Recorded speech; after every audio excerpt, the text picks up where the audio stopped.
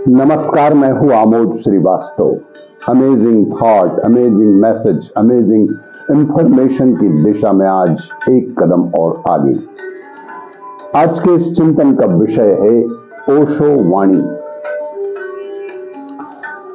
हिंदू शरीर को जलाते हैं क्योंकि जब तक मृत शरीर जल न जाए तब तक आत्मा शरीर के आसपास ही भटकती रहती है, ऐसी मान्यता है। पुराने घर का मोह थोड़ा सा पकड़े रखता है। तुम्हारा पुराना घर भी गिर जाए तो भी नया घर बनाने तुम एकदम से ना जाओगे। तुम पहले कोशिश करोगे कि थोड़ा इंतजाम हो जाए और इसी में थोड़ी सी सुविधा हो जाए, थोड़ा खंबा संभाल ले, थोड़ा सहारा दे दे, किसी तरह इसी में गुजारा कर लें। नया बनाना तो बहुत मुश्किल होगा, बड़ा कठिन होगा। जैसे ही शरीर मरता है वैसे ही आत्मा शरीर के आसपास वर्तुलाकार घूमने लगती है और कोशिश करती है कि फिर से प्रवेश कर जाए, इसी शरीर में प्रविष्ट हो जाए। पुराने से परिचय होता है, पहचान होती है, नए में कहां जाएंगे, कहां खोजेंगे, मिलेगा नहीं मिलेगा। इसीलिए हिंदुओं ने इस बात को बहुत सदियों पहले पूर्व से ही समझ लिया था।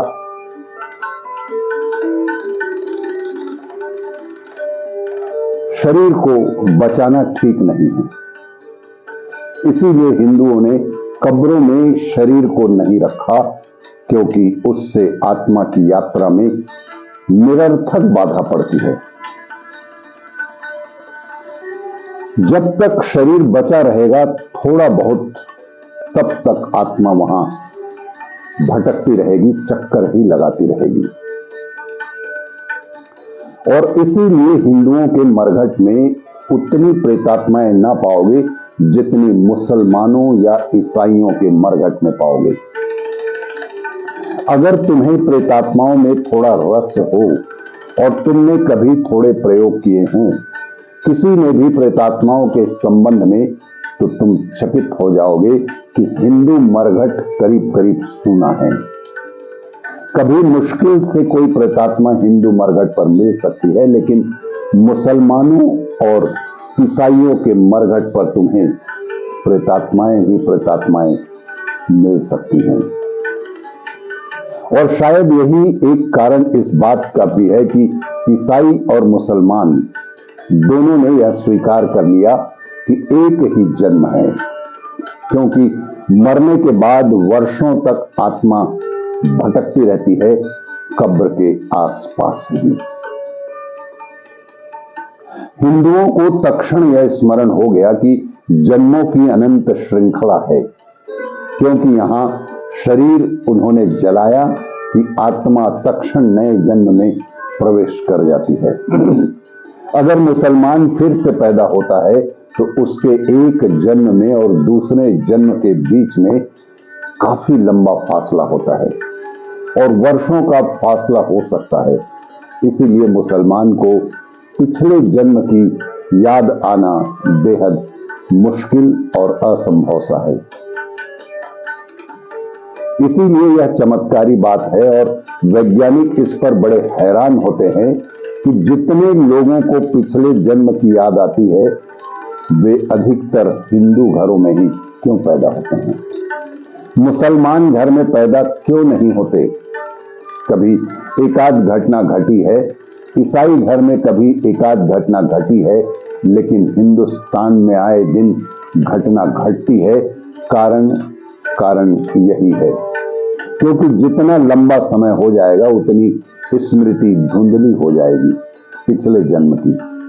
कि जैसे आज से 10 साल पहले अगर मैं तुमसे पूछूं कि आज से 10 साल पहले 1965 1 जनवरी को क्या हुआ, 1 जनवरी 1965 में हुई यह पक्का है, तुम भी थे यह भी पक्का है, लेकिन क्या तुम याद कर पाओगे 1 जनवरी 1965 में क्या हुआ था।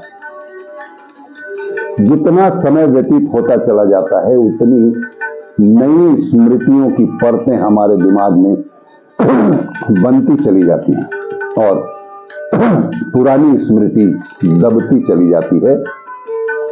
तो अगर कोई व्यक्ति मरे आज और आज ही नया जन्म ले ले तो शायद संभावना है कि उसे पिछले जन्म की थोड़ी मोड़ी याद अवश्य ही बनी रहे, क्योंकि फासला बिल्कुल नहीं है।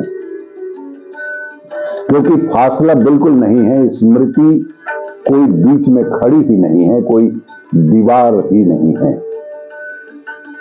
लेकिन आज मरे और 50 साल बाद पैदा हो तो स्मृति बनी रहना मुश्किल हो जाएगी। 50 साल क्योंकि भूत प्रेत भी अनुभव से गुजरते हैं, उनकी भी स्मृतियां हैं, वे बीच में खड़ी हो जाएंगी एक दीवार बनकर। इसीलिए ईसाई, मुसलमान और यहूदी, ये तीनों कौमें जो मुर्दों को जलाती नहीं गड़ाती हैं, तीनों मानती हैं कि कोई पुनर्जन्म नहीं है, बस यही एक जीवन है, यही एक जन्म है। आत्मा भागती है, नए गर्भ में प्रवेश करने के लिए उत्सुक होती है, वह भी तृष्णा से शुरुआत होती है। इसलिए तो हम कहते हैं कि जो तृष्णा के पार हो गया, इसीलिए कहते हैं कि जो तृष्णा के पार हो गया उसका पुनर्जन्म नहीं होगा, मोक्ष की उसे प्राप्ति हो जाएगी। क्योंकि पुनर्जन्म का कोई कारण न रहा। सब घर कामना से बनाए जाते हैं, शरीर कामना से बनाया जाता है, कामना ही आधार है शरीर का। जब कोई कामना ही ना रही, कुछ पाने की इच्छा ही ना रही, तो फिर कैसा पुनर्जन्म और क्यों पुनर्जन्म?